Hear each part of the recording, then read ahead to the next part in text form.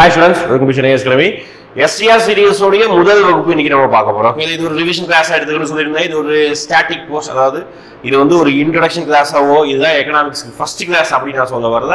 இன்னைக்கு நம்ம பார்க்க போறது எல்லாமே ரிவிஷன் கிளாஸ். ஓகேங்களா? இது கிளாஸா கொண்டு போகாம கொஸ்டின் டிஸ்கஷனை கொண்டு போனாதான் நிறைய பேர்கிட்ட எல்லாருக்குமே படிக்கிறதுக்கும் பார்க்கறதுக்கும் இன்ட்ரெஸ்ட். ஏன்னா கிளாஸஸ்னா நீங்க எக்கச்சக்கமா யூடியூப் இருக்குது. ஓகேங்களா? அப்படியே குப்பை மாதிரி அங்கங்க பார்க்குற இடத்துலதான் கிளாஸஸ் இருக்கும். ஓகே, அப்போ கிளாஸஸ்க்கு நீங்க பஞ்சமே இல்லை.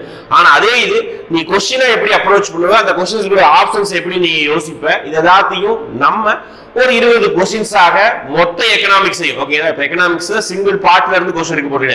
5 இயர் பிளான்ல இருந்து வரும், டாக்ஸ்ல இருந்து கொஸ்டின் வரும், இன்ஃப்ளேஷன் டாபிக்ல இருந்து கொஸ்டின் வரும், எம்ப்ளாய்மெண்ட்ல இருந்து வரும், எல்லா டாபிக்கையும் கவர் பண்ற மாதிரி தான் கொஸ்டின் எடுத்துருக்கேன்.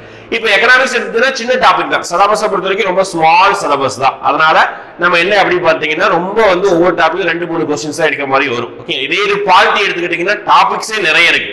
ஒவ்வொரு டாபிக்ல இருந்து ஒரு கொஸ்டின்ஸ் அந்த மாதிரி தான் எடுக்கணும். ஓகேங்களா? அதனால இது ஒரு சில டாபிக்ல இருந்து 2 கொஸ்டின்ஸ் கூட வருது. ஓகேங்களா? அதனால நீங்க அதெல்லாம் யோசிக்க வேணாம். நீங்க என்ன பண்ணுங்க, ஒவ்வொரு கொஸ்டினையும் எப்படி அணுகணும், ஒவ்வொரு கொஸ்டின் சொல்லக்கூடிய எக்ஸ்ட்ரா பாயிண்ட கவனிச்சுக்கோங்க. இது ஒரு ஃபாஸ்ட் ரிவிஷனுக்காக நீங்க பயன்படுத்திக்கோங்க. சரிங்களா? ஓகேவா? ரைட், பார்க்கலாமா? ஃபர்ஸ்ட் கொஸ்டின் பாருங்க.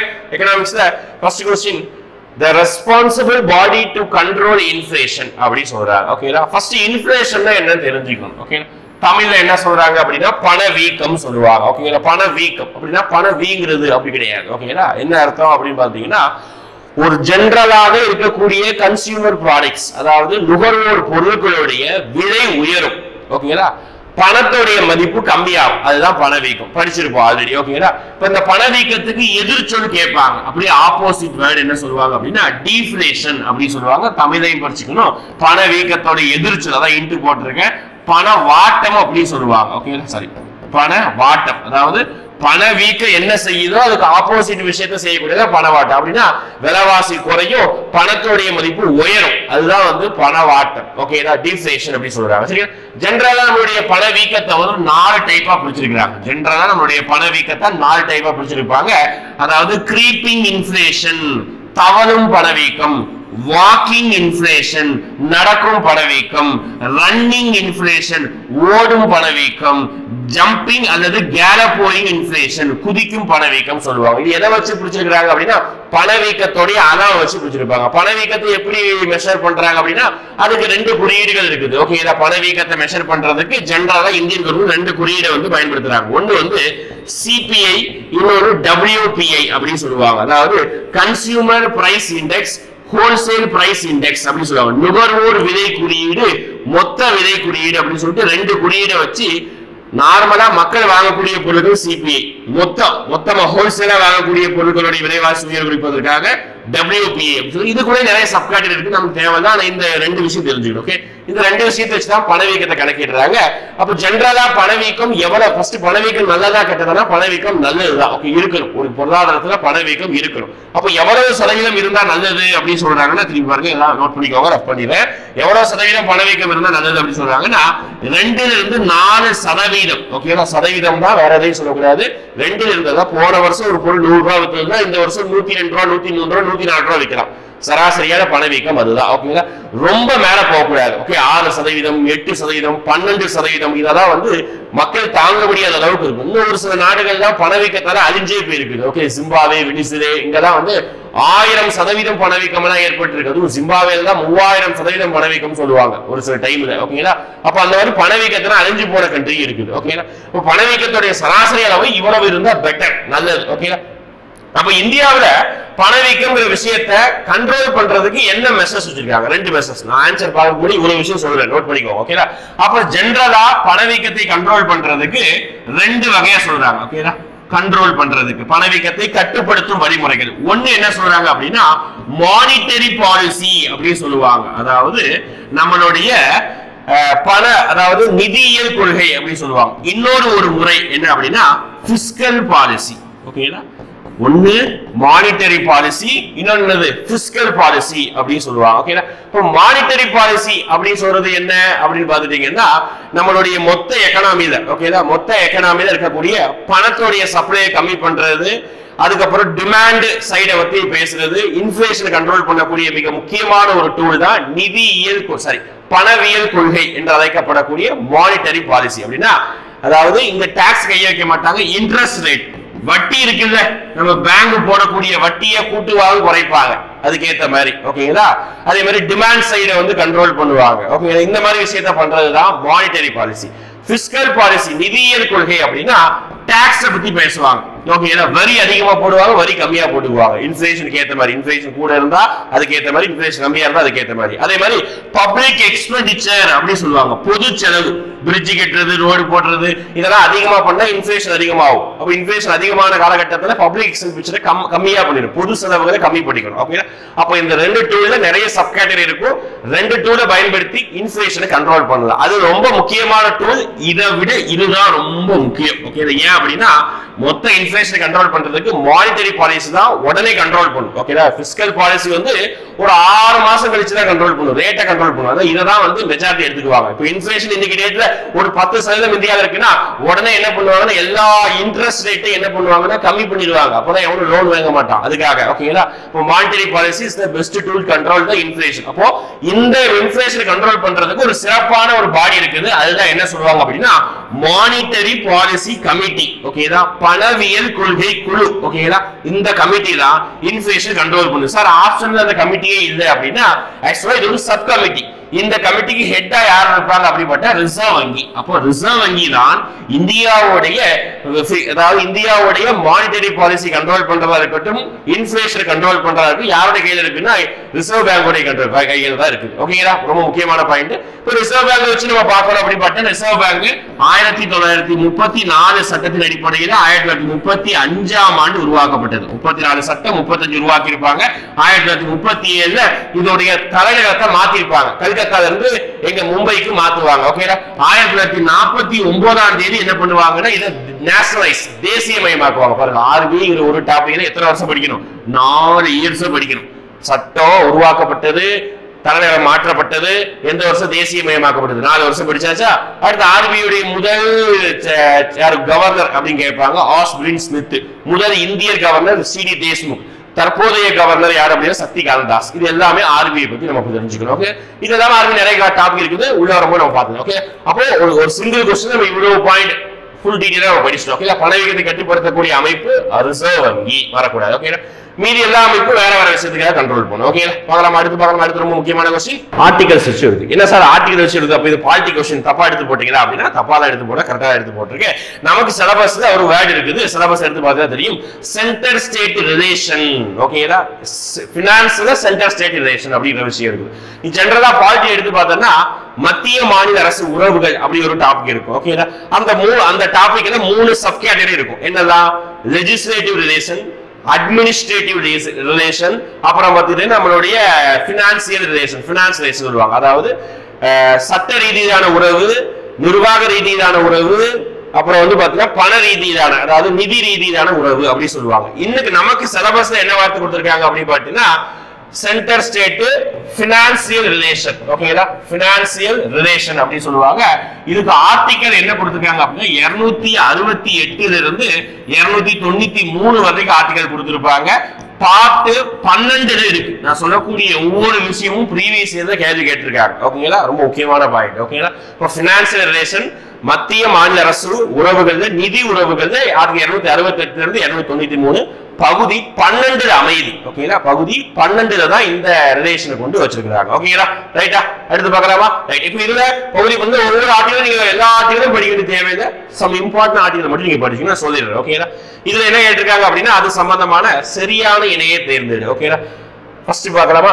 மத்திய அரசால் விதிக்கப்பட்டு வசூலிக்கப்பட்டு மாநிலங்களுக்கு ஒதுக்கக்கூடிய வளங்கள் ஆர்டிகல் 269 அப்படி சொல்றாங்க. சரியான விடை. ஓகேங்களா? பாருங்க, மத்திய அரசால் விதிக்கப்படும். யாரால விதிப்பாங்க? சென்ட்ரல் கவர்மெண்ட் தான் விதிப்பாங்க. ஓகேங்களா?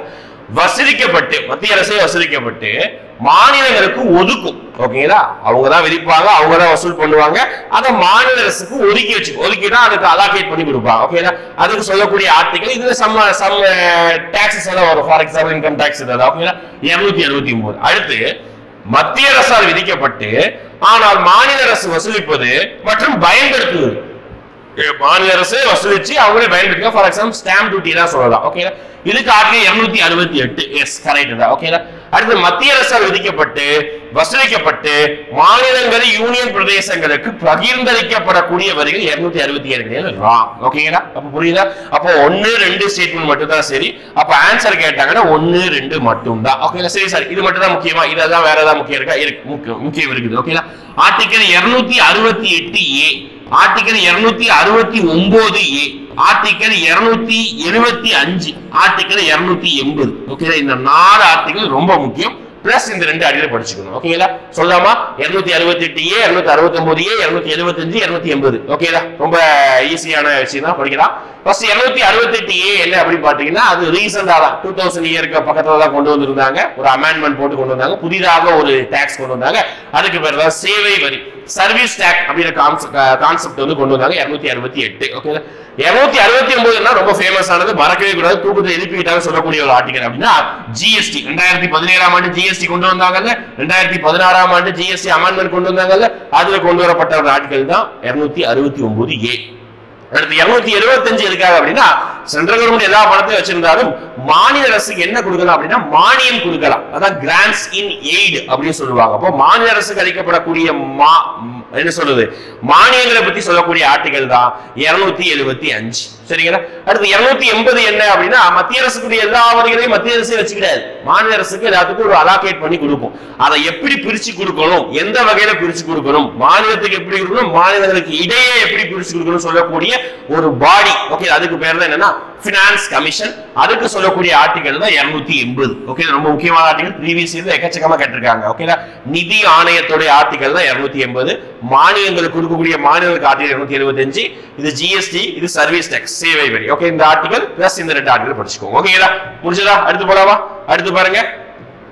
நல்ல question. Okay, who will act as a chairperson of the GST council? போன வருஷம் கூட இந்த क्वेश्चन கேட்டாங்க. ஓகே, திருப்பி ரிப்பீட் ஆகறனா வேற மாதிரி ஆகும், எக்ஸ்ட்ரா பாயிண்ட் சொல்லிடுறேன். ஓகே, ஜிஎஸ்டி கவுன்சிலின் தலைவராக செயல்படுகிறார். ஃபர்ஸ்ட் ஜிஎஸ்டி தான் என்ன, அதை குறித்து நம்ம பேசணும். ஓகே, அப்ப ஜிஎஸ்டிங்கிற ஒரு டாக்ஸ் வந்து எப்போ கொண்டு வரப்பட்டது அப்படி பார்த்தீங்கன்னா 101வது கான்ஸ்டிடியூஷனல் அமெண்ட்மெண்ட் ஆக்ட் அடிப்படையில் 2006ல பார்லிமெண்ட்ல ரொம்ப வருஷத்துக்கு முன்னாடியே பேச ஆரம்பிச்சோம். ஓகே, ஜிஎஸ்டி பத்தி. ஓகேடா? 90ஸ்லயே பேச ஆரம்பிச்சு 2005 2004க்கு அப்புறம் ரொம்ப சின்சியரா கொண்டு வர ட்ரை பண்ணாங்க. ஆனா கொண்டு வர முடியல, ராஜ்யசபால மெஜாரிட்டியால. அப்புறம் வந்து என்டிஏ கவர்மெண்ட், அதாவது பிஜேபி கவர்மெண்ட் வந்ததுக்கு அப்புறம் ஜிஎஸ்டி நடைமுறைப்படுத்துவது ரொம்ப ஆர்வமா இருந்தாங்க. ஜிஎஸ்டி நடைமுறைப்படுத்தினாங்க. 2016ஆம் ஆண்டு 101வது கான்ஸ்டிடியூஷனல் அரசியலமைப்பு சட்டத்தின் அடிப்படையில கொண்டு வந்துட்டாங்க. அதன் அடிப்படையில் எப்போ இம்ப்ளிமெண்ட் ஆனது, ரொம்ப இம்பார்ட்டன்ட் டேட் ஜூலை 1 2017ஆம் ஆண்டு ஜிஎஸ்டி நடைமுறைக்கு வந்தது. ஜிஎஸ்டியை ஏற்றுக்கொண்ட முதல் மாநிலம் அப்படின்னு கேட்பாங்க அசாம். ஜிஎஸ்டியை ஏற்றுக்கொண்ட முதல் மாநிலம் அப்படின்னு கேட்பாங்க அசாம். ஓகேங்களா? ரைட்டா? முடிஞ்சதா? மேற்படி ஜிஎஸ்டில மொத்தம் எத்தனை வரி முறைகள் உள்ளன அப்படின்னா, ஜிஎஸ்டி என்ன சொல்லுவாங்கன்னா ஒரே நாடு ஒரே வரி அப்படின்னு சொல்லிக்குவாங்க. ஆனால் அதுலயும் 3 வகையான வரிகள் இருக்குது. ஓகேங்களா? அதுல எத்தனை வகையான வரிகள் இருக்குது? 3 வகையான வரிகள் இருக்குது. என்னதான் அப்படின்னு பாத்தீங்கன்னா சிஜிஎஸ்டி, எஸ்ஜிஎஸ்டி, ஐஜிஎஸ்டி அப்படின்னு சொல்லுவாங்க. ஓகேங்களா? சென்ட்ரல் கவர்மெண்ட்டுக்கான சிஎஸ்டி, ஸ்டேட் கவர்மெண்ட்டுக்கான ஜிஎஸ்டி, ஒருங்கிணைந்த ஜிஎஸ்டி, இன்டகிரேட்டட் ஜிஎஸ்டி அப்படின்னு சொல்லிட்டு 3 முறையா பிரிப்பாங்க. மொத்தம் 4 ஸ்லாப் இருக்குது, 4 அடுக்கு வரிமுறைகள் உள்ளன. ஓகேங்களா?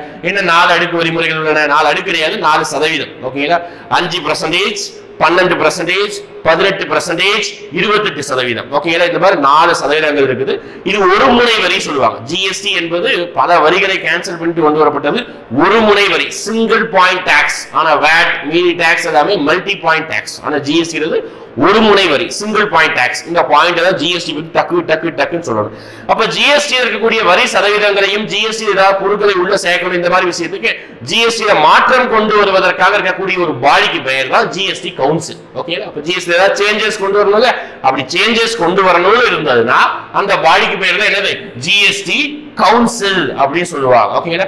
அப்ப இந்த ஜிஎஸ்டி கவுன்சிலுக்கு நம்ம என்ன பண்ணணும் அப்படி பார்த்தா, ஜிஎஸ்டி கவுன்சிலுக்கு சேர்மன் ஒருத்தர் இருக்கணும், வைஸ் சேர்மன் ஒருத்தர் இருக்கணும், மெம்பர்ஸ் இருக்கணும். அவங்க யாரெல்லாம் பார்க்கலாம். ஓகேங்களா? அப்ப சேர்மன் யாரு அப்படின்னா சென்ட்ரல் கவர்மெண்டோடைய பினான்ஸ் மினிஸ்டர். ஃபார் எக்ஸாம்பிள் தற்போதைய நிர்மலா சீதாராமன் அவர்கள் தான் சென்ட்ரல் கவர்மெண்டோடைய பினான்ஸ் மினிஸ்டர் இருக்காங்க. அவங்க தான் ஜிஎஸ்டி கவுன்சிலுடைய சேர்மன்.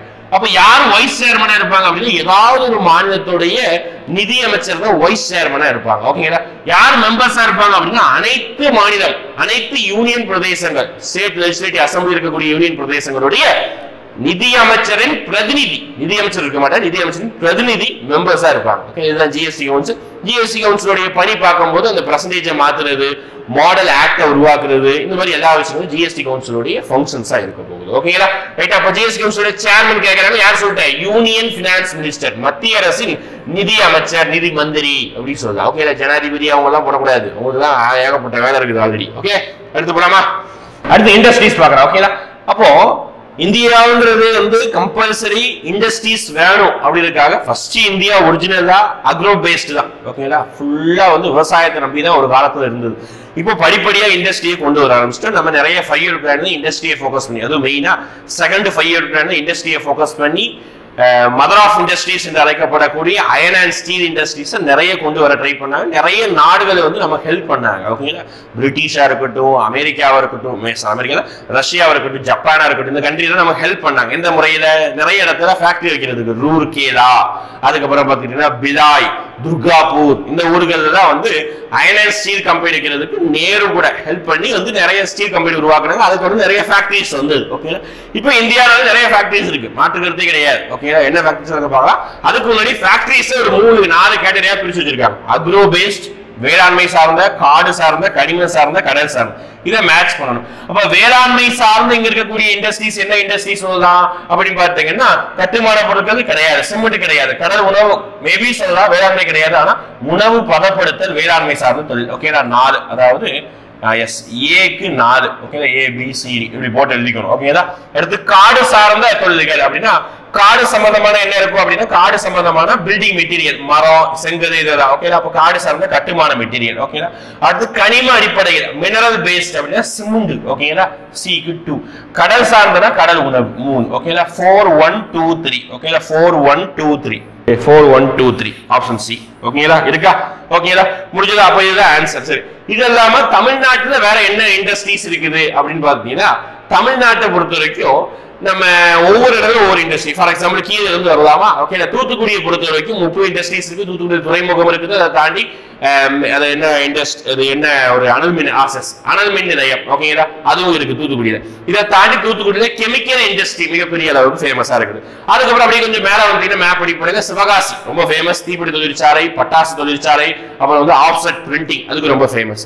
அதுக்கப்புறம் அப்படியே இந்த சைடு தான் வந்துட்டீங்க அப்படி பார்த்தீங்கன்னா திண்டுக்கல்ல வந்து நமக்கு எக்கனாமி அடிப்படையில பூக்கள் உற்பத்தி அது அதிகமா இருக்கும், தமிழ்நாட்டின் ஹாலாந்து என்று சொல்லுவாங்க. அதுக்கப்புறம் இண்டஸ்ட்ரி வந்து வேலூர், ராணிப்பேட்டை, திருப்பத்தூர், ஆம்பூர், இந்த சைடு ஏதாவது பாத்தீங்கன்னா தோல் தொழிற்சாலை ரொம்ப ரொம்ப ஃபேமஸ். ஓகேங்களா, அதுக்கப்புறம் பாத்துக்கிட்டீங்கன்னா நாமக்கல் சைடுல வந்து பாத்தீங்கன்னா முட்டை, எக்கு, பவுல்ட்ரி, அதாவது கோழி பண்ணை உற்பத்தி அது ரொம்ப ஃபேமஸ். அதுக்கப்புறம் பாத்தீங்கன்னா அந்த பேருந்து கள தொகுதி உற்பத்தி சொல்லுவாங்க, கோச் பில்டிங், அதை கட்டுறதுக்கு ரொம்ப ஃபேமஸ் சொல்லுவாங்க. அதுக்கப்புறம் கரூர் எடுத்துக்கிட்டீங்கன்னா ரொம்ப ஃபேமஸான, உலகத்திலேயே ஓரளவுக்கு மிகப்பெரிய ஒரு பேப்பர் இண்டஸ்ட்ரி. ஓகே, இயற்கையிலான வந்து ஒரு இண்டஸ்ட்ரியான TNPL கரூர்ல அமைந்திருக்குது. கோயம்புத்தூர் எடுத்து engineering products, bit grinder. Okay, இதுக்கெல்லாம் ரொம்ப ஃபேமஸான இண்டஸ்ட்ரீஸ் இருக்குது. ஓகேங்களா, இது எல்லாமே இண்டஸ்ட்ரீஸ் தமிழ்நாட்டிலே அதிகமா இருக்குது. அப்போ இந்தியா லெவல்ல இண்டஸ்ட்ரீஸ்க்காக நிறைய அமைப்பு கொண்டு வந்திருக்காங்க. ஃபார் எக்ஸாம்பிள் வந்து நிறைய ஆக்ட் கொண்டு வந்திருக்காங்க. ஸ்பெஷல் எக்கனாமிக் ஜோன் இது தமிழ்நாட்டுக்கு கொண்டு வரப்பட்டது 2005ல கொண்டு வந்திருக்காங்க. சிறப்பு பொருளாதார சட்டம் அப்படின்னு சொல்லிட்டு கொண்டு வந்திருக்காங்க. இது இல்லாம நிறைய வருடங்கள்ல இண்டஸ்ட்ரியல் பாலிசி அப்படின்னு கொண்டு வந்திருக்காங்க. ஓகே, ஒரு 6-7 வருடங்கள்ல இண்டஸ்ட்ரியல் பாலிசி கொண்டு வந்திருக்காங்க. என்னெல்லாம்? 1948, 1956 இந்த வருடங்கள்ல இண்டஸ்ட்ரியல் பாலிசி கொண்டு வந்திருக்காங்க. அது மெயினா இண்டஸ்ட்ரிக்காக கொண்டு வரப்பட்ட ரொம்ப முக்கியமான ஒரு பாலிசினா LPG அப்படின்னு சொல்லுவாங்க, லிபரலைசேஷன், பிரைவேடைசேஷன், குளோபலைசேஷன் சொல்லுவாங்க. 1991ஆம் ஆண்டு ஜூலை மாதம் அறிமுகப்படுத்தப்பட்டதுதான் இந்த LPG. ஓகேடா, இதெல்லாம் ரொம்ப முக்கியமானது. ரீசன்ட் 2015 எஸ் 2015ஆம் ஆண்டு நியூ ஃபாரின் ட்ரேட் பாலிசி அதை அறிமுகப்படுத்தியிருக்காங்க. ஓகேங்களா, இது எல்லாமே இண்டஸ்ட்ரீஸ்க்காக செய்யப்பட்டது. ஓகேங்களா, ரைட்டா? அடுத்த क्वेश्चन போலாமா? அடுத்து வந்து இன்கம் சம்பந்தமான ஒரு क्वेश्चन. அதாவது நேஷனல் இன்கம் அப்படி ஒரு கான்செப்ட் இருக்கு. நமக்கு இந்த ஃபிஸ்கல் எக்கனாமிக்ஸ் ஒரு சிலபஸ் ஒரு வார்த்தை உண்டு. ஓகே, ஃபிஸ்கல் பாலிசிங்கிற ஒரு வேர்டு உண்டு. அந்த ஃபிஸ்கல் பாலிசில தான் நம்ம என்ன டாபிக் சொல்லலாம் அப்படின்னா நேஷனல் இன்கம்ங்கிற கான்செப்ட் சொல்லலாம். ஓகே, அப்ப நேஷனல் இன்கம்ங்கிற கான்செப்டை யார் அறிமுகப்படுத்துறது அப்படின்னு 1934ல சைமன் குஸ்னர் அறிமுகப்படுத்திருப்பாரு. பின்னர் 1967-68கள்ல நம்ம Dadabhai Naoroji poverty and unbritish rule in India, வறுமையும் பிரிட்டிஷுக்கு ஒவ்வாத ஆட்சியும் அப்படிங்கிற ஒரு விஷயத்தை வந்து கொண்டு வந்து புத்தகத்தை எழுதியிருப்பாரு. அந்த புத்தகத்துல பெர் கேபிட்டா இன்கம் பற்றி ஒரு குறிப்பு கூட எழுதி வச்சிருப்பாரு. ஓகேங்களா? ரைட். இப்போ இதுல என்ன கேக்குறாங்கன்னா பெர் கேபிட்டா இன்கம் அப்படின்னா என்ன அப்படி கேக்குறாங்க. Average income, people income, total income, monthly income சொல்றாங்க. ஆவரேஜ் இன்கம் தான். என்ன சார் சொல்றீங்க? பெர் கேபிட்டா இன்கம்னா என்ன அர்த்தம்? தலா வருமானம் என்ன அர்த்தம்னா is equal to போடுவாங்க. PCI சொல்லுவோம். is equal to மொத்த வருமானம் அப்படி சொல்லக்கூடாது. நேஷனல் இன்கம் சொல்லணும். Okay, PCI is equal to national income divided by total population. அவ்வளவுதான். ஓகேங்களா? தேசிய வருமானம் வகுத்தல் divided by நாட்டின் மொத்த மக்கள் தொகை. மொத்தமா அதை டிவைட் பண்ணோம்னா ஒரு தொகை கிடைக்கும். அதுதான் இந்தியாவில் சராசரியாக ஒவ்வொரு மனிதனும் சம்பாதிக்கக்கூடிய வருமானம் அப்படின்னு சொல்லிட்டு நம்ம பெர் கேபிட்டா இன்கம் சொல்லுது. ஓகேங்களா? இதே மாதிரி ஜிடிபினா என்ன formula? Okay, C plus G plus I plus X minus M பார்க்கணும். GNP என்ன ஃபார்முலா? GDP plus NIFA அப்படின்னு பார்க்கணும். NNP என்ன ஃபார்முலா? NDP என்ன formula? Okay, per capita personal இன்கம்னா என்ன? GDP டிஃப்ளேட்டர்னா என்ன? இதெல்லாம் கொஞ்சம் ஓவராலா ஃபார்முலாஸ் ஜெனரலா பார்த்து வச்சுக்கோங்க. மெயினா GDP யோட டெஃபினிஷன் நல்லா பார்த்து வச்சுக்கோங்க. கேள்வி கேட்கலாம். Okay, GDP definition. ஓகேங்களா? கிராஸ் டொமஸ்டிக் ப்ராடக்ட் உடைய மொத்த டெஃபினிஷன். அது சின்ன சின்ன வார்த்தைகளை வச்சு கூட டிப்ஸ்டா கேள்வி கேட்கலாம். அதை நம்ம டீடைலா பார்த்துக்கோங்க. ஓகேடா? ரைட்டா? ரைட். அப்ப இது குறித்து கரண்ட் அஃபேர்ஸ் சொல்லக்கூடியதுன்னா இந்தியாவில GSDP அப்படின்னு கணக்கிடுவாங்க. Gross state domestic product. அதுல ஃபர்ஸ்ட் இடத்துல மகாராஷ்டிராவும் இரண்டாவது இடத்துல நம்ம தமிழ்நாடும் இருக்கு. ஓகேடா? இரண்டாவது இடத்துல GSDP தமிழ்நாடு இருக்கு. அடுத்த क्वेश्चन அக்ரிகல்ச்சர் இருந்து ஒரு क्वेश्चन. அக்ரிகல்ச்சர் டாபிக் இருக்குது. இந்தியாவின் வேளாண்மை அப்படின்னு சொல்லிட்டு சிலபஸ்ல ஒரு வார்த்தை இருக்குது. அந்த வேளாண்மையில டெக்னாலஜி எப்படி இன்ட்ரோடியூஸ் பண்றோம் அப்படின்னு ஒரு டாபிக் இருக்குது. ஓகேங்களா? அப்போ வேளாண்மை பத்தி பார்க்கலாம். விவசாயிகளின் பயிர்களுக்கு தொடக்கத்தில் அறிவிக்கப்படும் விலை குறைந்தபட்ச ஆதரவு விலை என்று அழைக்கப்படுகிறது. Yes, first statement correct. ஓகேங்களா? MSP அப்படி சொல்றாங்க, மினிமம் சப்போர்ட்டிங் பிரைஸ். குறைந்தபட்ச ஆதரவு விலை ஒவ்வொரு ஆண்டும் விதைப்பு பருவத்திற்கு பின்பு அரசாங்கத்தால் விவசாயிகளுக்கு ஊக்கத்தொகையாக வழங்கப்படுகிறதுன்னா தவறு. ஓகேங்களா? என்ன சார் கரெக்ட் தானே? அப்படின்னா இது பின்னர் கிடையாது. MSP முன்னர். ஓகேங்களா? விதைக்கும் பருவத்திற்கு முன்னாடியே MSP சொல்லிடுவாங்க. ஓகே, ஃபர்ஸ்ட் MSP என்ன?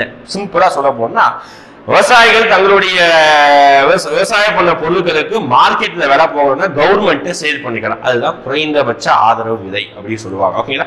அப்ப இந்த பிரைஸ் வந்து அக்ரிகல்ச்சருக்கு மிகப்பெரிய ஒரு வரப்பிரசாரம். ஓகேங்களா? இதுக்காக விவசாயிகள் வந்து இந்த பிரைஸ் இன்க்ரீஸ் பண்ணணும், இந்த பிரைஸ் டபுள் பண்ணணும்னு சொல்லிட்டு நிறைய இடங்கள்ல போராடிட்டு இருக்கிறாங்க. ஓகேங்களா? அது மேபி நடக்கலாம் ஃபியூச்சர்ல. அதே மாதிரி விவசாயிகளுக்கு வேற என்ன, அக்ரிகல்ச்சருக்கு வேற என்னதான் ஸ்கீம் கொண்டு வரப்பட்டிருக்கு பார்க்கலாம். ஓகேங்களா? ரைட், பாருங்க. அக்ரிகல்ச்சருக்காக பாத்தீங்கன்னா 1998ல கிசான் கிரெடிட் கார்டு ரொம்ப முக்கியமானது. 1998ல கிசான் கடன் அட்டை அப்படிங்கிற ஒரு திட்டத்தை கொண்டு வந்தாங்க. டெபிட் கார்டு, கிரெடிட் கார்டு, கடன் அட்டை மாதிரி இருக்கும். ஓகே, அதை வச்சு பர்ச்சேஸ் பண்ணிக்கலாம். விவசாயிகள் வந்து சீட்ஸ், அப்புறம் வந்து உரம் மூட்டைகளை இதெல்லாம் பர்ச்சேஸ் பண்ணுவதற்கு எளிமையான ஒரு இன்ட்ரெஸ்ட் ஃப்ரீ லோனை கொடுத்துருப்பாங்க. அடுத்து வந்து பாத்தீங்கன்னா எசென்சியல் கமோடிட்டிஸ் ஆக்ட் அப்படின்னு சொல்லுவாங்க. 1955 அத்தியாவசிய பொருட்களை சட்டம் அப்படின்னு சொல்லுவாங்க. அத்தியாவசிய பொருட்கள் சட்டம்ங்கிற சட்டத்தை கொண்டு வந்திருப்பாங்க. அதுக்கப்புறம் பாத்தீங்கன்னா 1954ஆம் ஆண்டு கோல்டு ஸ்டோரேஜ் ஆர்டர் அப்படின்னு சொல்லுவாங்க. குளிர்பதன சேமிப்பு கிடங்கு ஆணை அப்படிங்கிற விஷயத்தை கொண்டு வந்திருப்பாங்க. ஓகேங்களா? அதுக்கப்புறம் வந்து பிரதான் மந்திரி ஃபசல் பீமா யோஜனா, பயிர்களுக்கு காப்பீடு திட்டம் 2016ஆம் ஆண்டு. ரீசெண்டா வந்து விவசாயிக்கு ஊக்கத்தொகைக்காக விவசாயிகளுக்கு வருடத்திற்கு 6000 ரூபாய் ஓகேங்களா 3 தவணையாக கொடுப்பாங்க.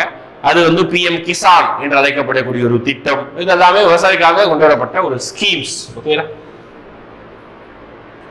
அடுத்து who developed the physical quality life index? ரொம்ப முக்கியமானது. இண்டெக்ஸ் பத்தி கேட்பாங்க. ஏன்னா இந்தியாவோட டெவலப்மெண்ட் பத்தி பேசணும், growth பத்தி பேசணும்.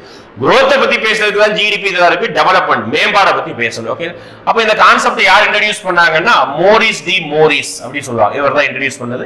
இது எதெல்லாம் இதுல பேசுவாங்க அப்படி பார்த்தீங்கன்னா IMR பேசுவாங்க, இன்ஃபேண்ட் மோர்டாலிட்டி ரேட், அப்புறம் வந்து லைஃப் எக்ஸ்பெக்டன்சி ரேட் பேசுறாங்க, அப்புறம் வந்து லிட்ரஸி ரேட் பேசுவாங்க. ஓகேங்களா? இந்த 3 விஷயத்தை தான் பேசுவாங்க, வேற எதுவும் பேச மாட்டாங்க. ஓகேங்களா? Literacy rate, life expectancy rate, IMRனா பச்சிளம் குழந்தை இறப்பு விகிதம், வாழ்நாள் எதிர்பார்ப்பு காலம், கல்வியறி விகிதம். இந்த 3 வச்சு தான் இண்டெக்ஸ் ரேங்க் எல்லாம் கொடுப்பாங்க. அதுதான் பிசிக்கல் குவாலிட்டி லைஃப் இண்டெக்ஸ். சரி சார், இதே மாதிரி வேற ஏதாவது இண்டெக்ஸ் இருக்கு? ரொம்ப முக்கியமான ஒரு இண்டெக்ஸ் இருக்குது. இவங்க 2 பேரும் சேர்ந்து அறிமுகப்படுத்துறது 1990 அறிமுகப்படுத்துறாங்க. HDI ஹியூமன் டெவலப்மெண்ட் இண்டெக்ஸ் சொல்லுவாங்க. UNDP ரிலீஸ் பண்ணது. மொத்தம் 193 கண்ட்ரீஸ் இதை கணக்கிடுவாங்க. ஓகே, இந்தியாவோட ரேங்க் அரௌண்ட் 131, 129, 130 இந்த ரேஞ்சில் இருக்கும். கரண்ட் அஃபேர்ஸ் என்ன ரேங்க் இருக்கோ அதை நீங்க படிச்சுக்கணும். ஓகேங்களா? அப்போ HDI அறிமுகப்படுத்துறது UNDP 93 கண்ட்ரிஸ் மொத்தமா இருக்குது. அப்ப HDல என்ன எடுப்பாங்க, இதே மாதிரி literacy rate, life expectancy rate, அப்புறம் வந்து எக்கனாமி, ஓகேடா, அப்புறம் பொருளாதாரத்தையும் வந்து கொஞ்சம் பார்த்துக்குவாங்க. ஓகேடா, இதுதான் வந்து இவங்க 2 பேர் தான் அறிவுறுத்திருப்பாங்க. அமர்த்தியா சென் இந்தியாவிற்காக பொருளாதாரத்திற்காக முதல் நோபல் பரிசு வாங்கியவர். ஓகேடா. சட்ட ரீதியிலான நீர்மை விகிதம் SLR, ரொக்க இருப்பு விகிதம் CRR ஆகியவற்றை குறைப்பதன் நோக்கம் என்ன? குறைக்கிறாங்க அப்படின்னா அதுக்கு நம்ம இப்பதான் பேசணும், இன்ஃபிளேஷன் பத்தி பேசணும்ல. அப்ப இன்ஃபிளேஷன் வந்து அதிகமா இருந்ததுன்னா இந்த ரெண்டையும் குறைப்பாங்க, அதுதான் சொல்றாங்க. அதே மாதிரி இன்ஃபிளேஷன் அதிகமா இருக்குது அப்படின்னா மக்கள்கிட்ட அதிகமா பணம் புழங்குதுன்னு இருக்கும். பணம் புழக்கத்தை கம்மி பண்ணணும் அப்படின்றதுக்காக இதை பண்ணுவாங்க. சரி, குறைப்பாங்க. குறைச்சா பணப்புழக்கத்தை அதிகமாகும். ஓகேங்களா? அப்போ வங்கிகளின் கடன் வழங்கும் திறனை குறைப்பது, increase the liquidity of the banks, இதுதான் ஆப்ஷன் ஏ தான். ஓகே, வங்கியின் பணப்புழக்கத்தை அதிகரிக்கும். சிம்பிளா யோசிக்கோங்க. CRRனா என்ன அப்படின்னா, ஒரு பேங்க் ஆரம்பிக்கிறதுக்கு கவர்மெண்ட் கிட்ட டெபாசிட் பண்ணி வைக்கக்கூடிய தொகைக்கு பெயர் தான், ரிசர்வ் பேங்க்ல டெபாசிட் பண்ணி தொகைக்கு பெயர் தான் CRR. SLR அப்படின்னா அது பணமாவோ நகையாவோ பாண்டாவோ எப்படின்னா டெபாசிட் பண்ணி வைக்கலாம். ரெண்டையுமே டெபாசிட் பண்ணி வைக்கிறது தான். இதை அதிகப்படுத்தினா பணப்புழக்கத்தை கம்மியாகும். இதை கம்மி பண்ண CRR SLR கம்மி பண்ணா பணப்புழக்கம் அதிகமாகும். இதுதான் ரெண்டு வித்தியாசம். ஓகேங்களா? அடுத்து பார்க்கலாமா? அடுத்து 5 இயர் பிளான் ரொம்ப முக்கியமானது. 5 இயர் பிளான் வந்து ஒரு क्वेश्चन கன்ஃபார்ம் எதிர்பார்க்கலாம். இந்த 5 இயர் பிளான் கான்செப்ட் வந்து நம்ம USSR அப்படிங்கிற ஒரு நாடுகள்ல இருந்து நம்ம எடுத்திருப்போம். ஜவஹர்லால் நேரு தான் இதை அறிமுகப்படுத்திருப்பாரு. 5 இயர் பிளானை கொண்டு வருவது யாரு அப்படின்னா 1950ல கொண்டு உருவாக்கப்பட்ட பிளானிங் கமிஷன் தான் இந்த 5 இயர் பிளானை போட்டுக்குவாங்க. மொத்தம் இருக்கக்கூடியது 12 5 இயர் பிளான் இருக்குது. ஓகே, 2015 நம்ம இதை ஸ்டாப் பண்ணிருப்போம். ஏன்னா 2014 கவர்மெண்ட் வந்து இதை ஸ்டாப் பண்றோம்னு சொல்லியிருப்பாங்க. 2015 நிதி ஆயோக் ஸ்டார்ட் பண்ணிருப்போம். ஓகேதா, பிளானிங் கமிஷன் முடிஞ்சதா? அப்போ ஃபர்ஸ்ட் இது ஒவ்வொருத்தருடைய 5 இயர் பிளான், இது யாருடைய மாடல், அது முக்கியமான பேசக்கூடிய ஒரு விஷயம் என்ன அப்படின்னு சொல்றாங்க. ஓகே, அப்போ ஒவ்வொரு 5 இயர் பிளானுக்கும் மாடல் இருக்கும். ஓகேதா, ஃபார் எக்ஸாம்பிள் ஃபர்ஸ்ட் 5 இயர் பிளானுக்கு என்ன பார்க்கலாம். ஓகேதா, ஃபர்ஸ்ட் 5 இயர் பிளான் முதல் 5ஆம் திட்டத்துக்கு யாருடைய மாதிரி அப்படின்னா ஹாரட் டோமர் மாதிரி அப்படின்னு சொல்லுவாங்க, A24. மூன்றாவது 5ஆம் திட்டம், இரண்டாவது 5ஆம் திட்டத்துக்கு யார் மாதிரி அப்படின்னா PC மகனோபிஸ். மூன்றாவது 5ஆம் திட்டத்துக்கு யார் மாதிரி அப்படின்னா கட்கில் யோஜனா, கட்கில் திட்டம் சொல்லுவாங்க, B2 தான். ஓகேங்களா? ஐந்தாம் 5ஆம் திட்டம் அப்படின்னு கேட்டாங்கன்னா DP தார் சொல்லலாம். ஓகேங்களா? 4-3. அடுத்து வந்து 2-3. அடுத்து 6ஆம் 5ஆம் திட்டம்னா வறுமை ஒழிப்பு அப்படின்னு கரிபி ஹட்டாவோ அப்படின்னு சொல்லுவாங்க, 4-2-3-1 ஆப்ஷன் பி. ஓகே, இப்போ இதே மாதிரி ஒவ்வொரு 5ஆம் திட்டத்துக்கும் மாதிரி என்ன டார்கெட், என்ன அச்சீவ்மெண்ட், அதுல என்ன ஸ்கீம் கொண்டு வந்திருப்பாங்க, ஒவ்வொரு 5ஆம் திட்டத்துடைய அப்ஜெக்டிவ் என்ன, நோக்கம் என்ன, அதே மாதிரி எப்பதான் பிளான் ஹாலிடே, ரோலிங் பிளான் இதெல்லாம் வந்ததுங்கிறது பார்த்துக்கோங்க. பிளான் ஹாலிடே எடுத்துக்கிட்டீங்கன்னா 1966 இருந்து 69 வரைக்கும் பிளான் ஹாலிடே அப்படின்னு சொல்லுவாங்க. ஓகே, திட்ட விடுமுறை. Who was called as custodian of the social justice and champion of the socialism and state planning அப்படி சொல்றாங்க. இந்த சமூக நீதி, சோசியலிசம், சமத்துவம், இந்த மாதிரி விஷயங்கள்லாம் வந்தாரு எக்கனாமிக்ஸ் ஒருத்தர் தான் பேசுவாரு. யார் அப்படின்னா B.R. அம்பேத்கர் தான் பேசுவார். ஓகேங்களா? சோசியலிசத்தை பத்தி பேசுறது கார்ல் மார்க்ஸ் பேசுவாரு, ஆனா அவர் சமூக நீதி பத்தி பேசுறது கிடையாது, கம்மியா பேசுறாங்க. அப்ப இந்தியாவில் இதை பத்தி பேசுறது யாரு அப்படின்னா நம்ம B.R. அம்பேத்கர் தான். மகாத்மா காந்தி பேசுவார், அவர் வந்து காட்டேஜ் இண்டஸ்ட்ரி, கிராம ஊரக பொருளாதாரம் அதை பத்தி பேசுவார். ஓகே, JC குமாரப்பா என்ன சொல்லுவாங்க, கிரீன் காந்தி அப்படின்னு சொல்லுவோம். ஓகே, இவர் ஆன்சர் கிடையாதுப்பா, சொல்றேன். ஓகே, கிரீன் காந்தி, பச்சை காந்தி என்று அழைக்கப்படக்கூடியது யாரு, JC குமாரப்பா. ஓகே, அடுத்து பாருங்க விர்ச்சுவல் வாட்டர். அப்போ கொஸ்டின் கொஞ்சம் மேலே கிட்ட இருக்குது. when was the term of virtual water introduced, அது coined அப்படி சொல்லலாம். ஓகே, மறை நீர் அப்படிங்கிற கான்செப்ட் வந்து எப்போது அறிமுகப்படுத்தப்பட்டு சொல்றாங்க. மறை நீர்னா ஒண்ணு இல்லப்பா, விவசாயம் பண்றதுக்கு எவ்வளவு தண்ணியை செலவு பண்றோம். ஓகே, இப்போ நெல், ஒரு ஏக்கர் நெல் விவசாயம் பண்றோம்னா எவ்வளவு தண்ணியை ஸ்பெண்ட் பண்றோம், அந்த தண்ணியெல்லாம் உறிஞ்சிக்கிட்டு தான் நமக்கு எத்தனையோ மூட்டை நெல் வருது. அப்போ 1 கிலோ அரிசி நம்ம வெளிநாடுகளுக்கு எக்ஸ்போர்ட் பண்றோம், 1 கிலோ அரிசி நம்ம ஏற்றுமதி பண்றோம் அப்படின்னா அதுக்கு என்ன மீனிங் அப்படின்னா அதோடு சேர்ந்து பல லிட்டர்ஸ் தண்ணியை நம்ம எக்ஸ்போர்ட் பண்றோம்னு அர்த்தம். ஓகேங்களா? அப்போ அதுதான் அந்த மறை நீர், மறைந்திருக்கக்கூடிய நீர். அது எப்போ அறிமுகப்படுத்துதுன்னா டோனி ஆலன் அப்படிங்கிற ஒரு நபர் தான் என்ன பண்ணுவாருன்னா இந்த வார்த்தையை வந்து அறிமுகப்படுத்துவாரு. 1990ஆம் ஆண்டு டோனி ஆலன். இந்த 2 பாயிண்ட் தான் மேக்ஸிமம் கேட்கக்கூடிய வாய்ப்பு இருக்குது. மறைநீர் தான் என்னன்னு படிச்சுக்கணும், டெஃபினிஷன் கூட கேட்கலாம். ஓகேங்களா? அடுத்து ஸ்கீம்ஸ் கம்பல்சரி படிக்கணும். 2 கொஸ்டின் வந்து நான் ஸ்கீம்ஸ்க்காக போட்டிருக்கேன். Just a minute, sorry. Okay, ஸ்கீம்ஸ்க்காக 2 கொஸ்டின்ஸ் போட்டிருக்கேன். நீங்க கரண்ட் அஃபேர்ஸ்ல வரக்கூடிய ஸ்கீம்ஸையும் போட்டுக்கோங்க, பழைய ஸ்கீம்ஸ் புக்ல இருக்கக்கூடிய ஸ்கீம்ஸையும் பார்த்துக்கோங்க. இது 2மே புக்ல இருக்கக்கூடிய schemes. Okay, TRYSEM, training for rural youth employment programme அப்படி சொல்லுவாங்க. இது 1979 ரூபாய் பொருந்தாதான் கேட்கிறாங்க, ராங் ஒன் தான் கேட்கிறாங்க. இது கரெக்ட் தான், 1979 வேலை வாய்ப்புக்காக. ஓகே, அடுத்து வந்து பாத்தீங்கன்னா IRDP சொல்லுவாங்க, இன்டகிரேட்டட் ரூரல் டெவலப்மெண்ட் ப்ரோக்ராம், ஒருங்கிணைந்த ஊரக மேம்பாட்டு திட்டம் ப்ரோக்ராம் சொல்லுவாங்க. 1978 தான், 1975 26 அறிமுகப்படுத்துவாங்க, நடைமுறைப்படுத்தப்பட்டது 78.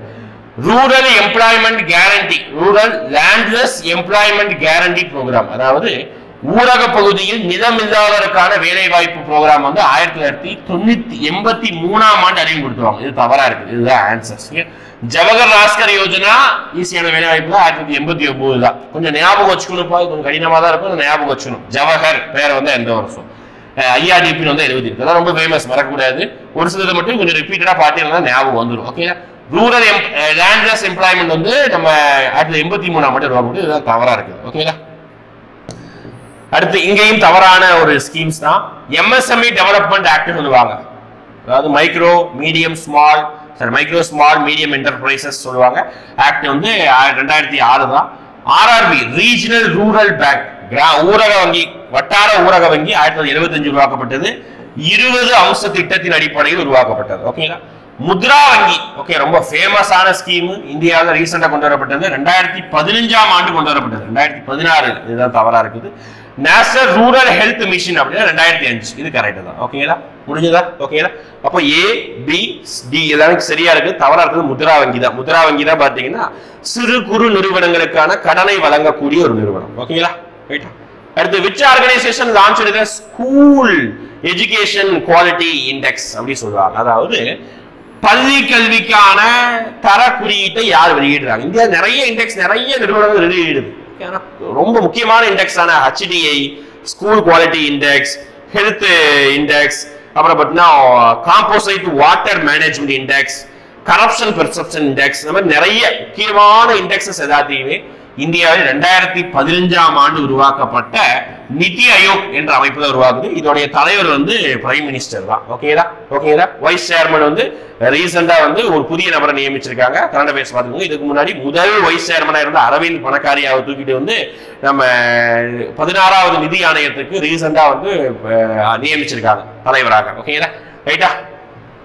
ரிசர்வ் வங்கியுடைய பணிகள் கேட்டிருக்காங்க. which are the following functions of the performed by the Reserve Bank of India. Reserve Bank of India பத்தி நம்ம ஆல்ரெடி இன்ட்ரோடக்ஷன் பார்த்திருந்தோம். ஓகேங்களா? ரிசர்வ் பேங்க் இந்தியாவுடைய சென்ட்ரல் பேங்க் சொல்லுவோம். ஓகேங்களா? மைய வங்கி. ஓகே, எனிவே ரிசர்வ் பேங்கோடைய பணிகள் பார்க்கலாம். ஓகே, இஷ்யூ ஆஃப் கரன்சி, பணத்தை வெளியிடுகிறது. ஆமா, கண்டிப்பா நம்ம இந்தியாவில் பொறுத்தவரைக்கும் ரிசர்வ் பேங்க் தான் பணத்தை அச்சிட்டு வெளியிடக்கூடிய அமைப்பு, அதுதான். ஓகேங்களா? ஆனா நாணயத்தை அச்சிட்டு வெளியிடக்கூடியது அச்சிடக்கூடியது வந்து பாத்தீங்கன்னா ஃபினான்ஸ் மினிஸ்ட்ரி. ஓகேங்களா? மாற்று விதத்தை கட்டுப்படுத்துறது, கண்ட்ரோல் ஆஃப் எக்ஸ்சேஞ்ச் ரேட், அதாவது நம்ம வெளிநாட்டு பணத்தை வந்து எக்ஸ்சேஞ்ச் பண்ண கூட ஒரு டாலருக்கு நிகரான இந்திய ரூபாய், ஒரு யூரோக்கு நிகரான இந்திய ரூபாய், இது எல்லாத்தையும் கட்டுப்படுத்தக்கூடியது இதுதான். ஓகேங்களா? இதுவும் ஒர்க் தான். ஓகேங்களா? பணத்தின் நடுநிலை, இதெல்லாம் கிடையாது. நியூட்ரலிட்டி ஆஃப் மணி தான் இவங்க பண்ண கிடையாது. வணிக வங்கிகளை கட்டுப்படுது, ரொம்ப முக்கியமான அமைப்பு. புக்ல தான் இந்த வார்த்தை இருக்கும். நீங்க புக்ல ரிசர்வ் வங்கிய ஃபங்க்ஷன் சொல்லிட்டு ஒரு 5-6 ஒரு 10 கிட்ட கொடுத்துருப்பாங்க. அந்த ஃபங்க்ஷன்ஸ் எல்லாம் நீ பார்த்தே வச்சுக்கோங்க, இதெல்லாம் உனக்கு எலிமினேட் பண்ண ஈஸியா இருக்கும். ஓகேங்களா? இப்போ வணிக வங்கியில இந்தியா இருக்கிற எல்லா கமர்ஷியல் பேங்க்ஸையும் அவங்க தான் கண்ட்ரோல் பண்ணுவாங்க. அப்போ 1, 2, 4, ஓகே, 1, 2, 4 மட்டும் தான் சரியானதுதான் கேட்கிறாங்க. பேர்கொள்ளக்கூடியது எவை?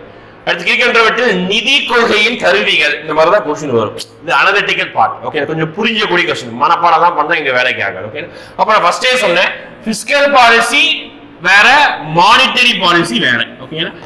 மானிட்டரி பாலிசினா தமிழ்ல நிதியியல் கொள்கை, அதையும் நம்ம படிச்சுக்கணும். பிஸ்கல் பாலிசி அப்படின்னா சரி மாத்தி சொல்லிட்டேன். மானிட்டரி பாலிசிங்கிறது வந்து பணவியல் கொள்கை. ஓகேங்களா? மானிட்டரி மணி அப்படின்னு வந்திருக்கு. ஓகே, பணங்கிறத ஞாபகம் வச்சுக்கோங்க. பிஸ்கல் பாலிசி அப்படின்னா ஃபினான்ஸ், நிதி கொள்கை.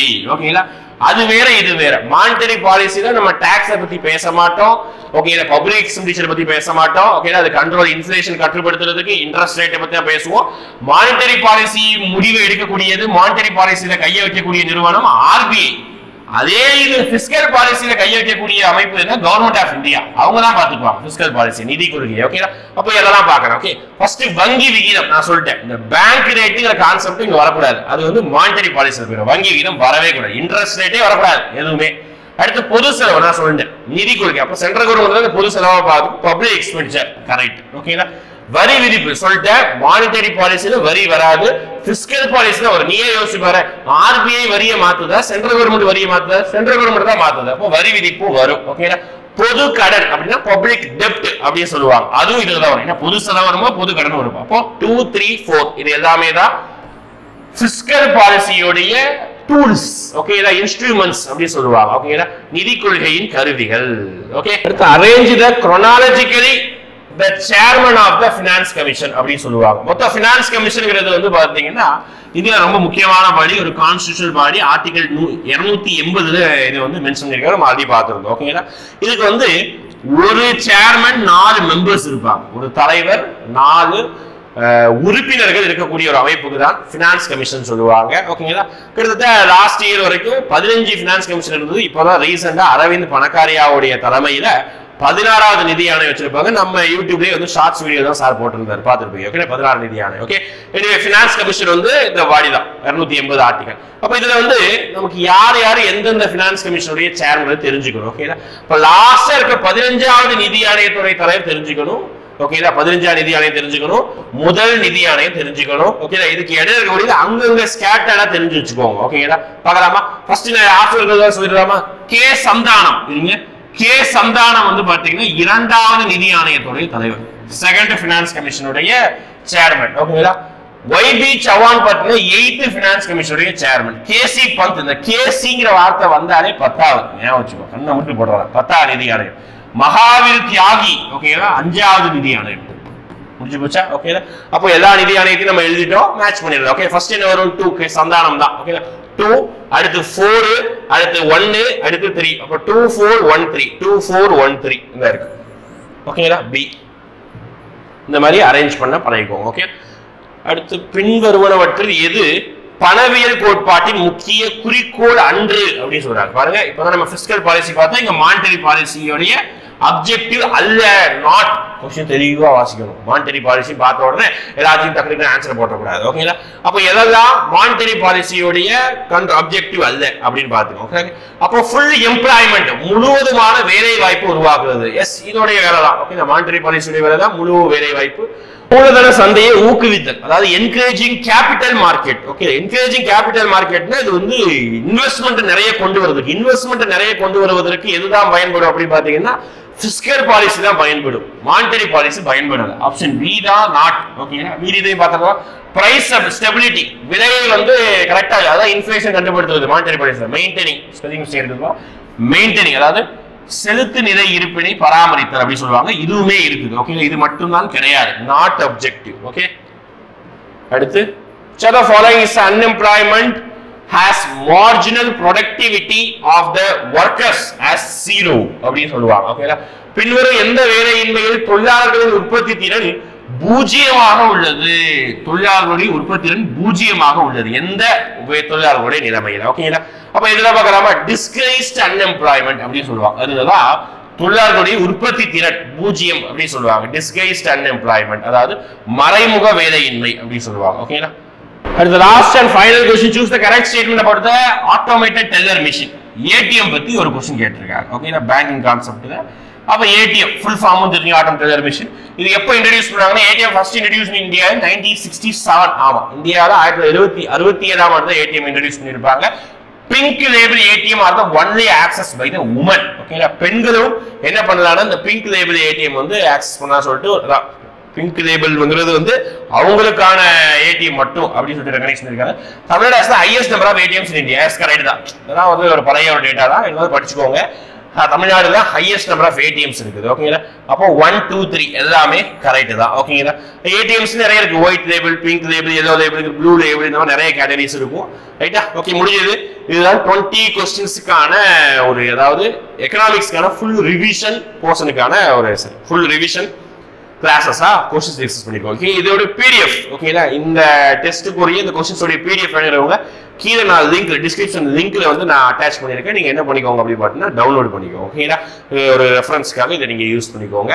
மேற்படி இதே மாதிரி அடுத்தடுத்த கிளாஸஸ் நாளைக்கு பார்த்துக்கிட்டீங்கன்னா உங்களுக்கு வந்து பாலிட்டி கிளாஸ். ஓகேங்களா? நாளைக்கு செவ்வாய்க்கிழமை உங்களுக்கு பாலிட்டி கிளாஸ். அப்கமிங் கிளாஸஸ்னா இன்னைக்கு என்ன பண்ணிடுறேன் அப்படின்னு பார்த்தீங்கன்னா கம்யூனிட்டி இமேஜ். ஓகேங்களா? நம்மளுடைய எங்க அப்படி பாத்தீங்கன்னா ஒரு யூடியூபோட கம்யூனிட்டி இமேஜ்ல நான் உங்களுக்கு வந்து என்ன பண்ணிடுறேன் அப்படி பாத்தீங்கன்னா ஒரு இமேஜ் மாதிரி போஸ்ட் பண்ணிடுறேன். அதை பார்த்துக்கோங்க. என்னென்ன நாள் வந்து என்னென்ன யூனிட்ஸ் வரப்போகுது அதை ரெஃபர் பண்ணிக்கோங்க. Okay, thank you.